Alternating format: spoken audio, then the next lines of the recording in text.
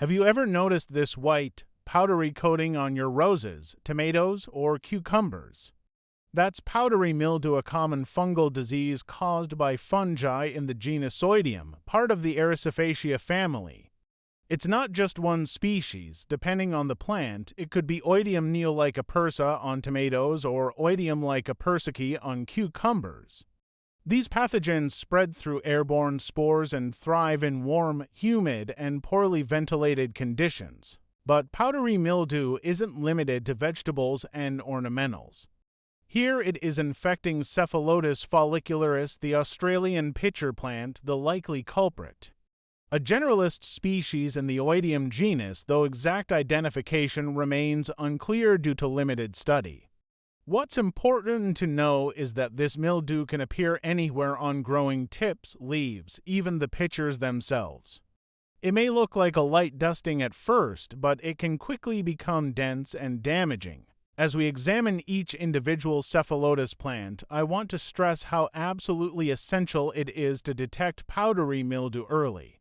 Early detection is your only real defense against this fast-spreading fungal infection. Subtle, early signs may go unnoticed if you're not doing daily or at least weekly inspections. You need to get in the habit of inspecting not just the obvious areas like the tops of the leaves or the center of the rosette, but also the less visible and more vulnerable spots where mildew thrives. This includes the creases and crevices of the pitchers, at the base of the pitcher rim, inside the wing folds, and especially towards the bottom of the pitcher where condensation often builds up. Even the underside of the pitcher lid can harbor spores.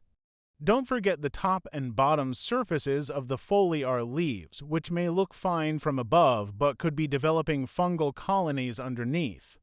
Unlike cosmetic issues like leaf burn or mechanical damage, powdery mildew is progressive and systemic. It doesn't just make your plant look bad. It actively weakens it, disrupting photosynthesis and stunting growth. In my experience, other than root rot, which leads to sudden Cephalotus death syndrome, a powdery mildew is the second most lethal and insidious killer of Cephalotus plants. It sneaks in silently, and before you know it, the infection has jumped from one pitcher to another and then to the entire plant. Cephalotus is not a carefree or beginner-friendly plant where you can neglect it for a week and expect it to keep thriving. You have to commit to regular care. That means a minimum of weekly inspections under good lighting, using magnification if needed to catch those faint white spakes before they explode across your plant. Now here's the key: have a treatment solution ready and accessible. Don't wait to go shopping or dig through the garage once you spot the problem. I recommend keeping a sulfur-based or broad-spectrum fungicide, designed for garden vegetables and nut trees, pre-mixed in a labeled spray bottle. Personally, I keep Spectracide Immunox multi-purpose fungicide spray concentrate within reach of my grow area at all times.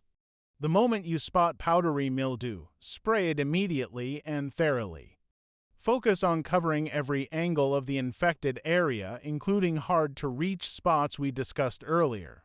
Use a fine mist setting to avoid disturbing the plant too much, and don't oversaturate to the point of runoff. If you ignore it, even for a few days, mildew will spread.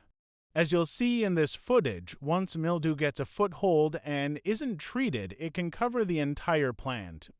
In that scenario, you're not just dealing with a fungal issue, you're facing a complete reset in growth, possibly the death of multiple pitchers, and sometimes the loss of the plant altogether.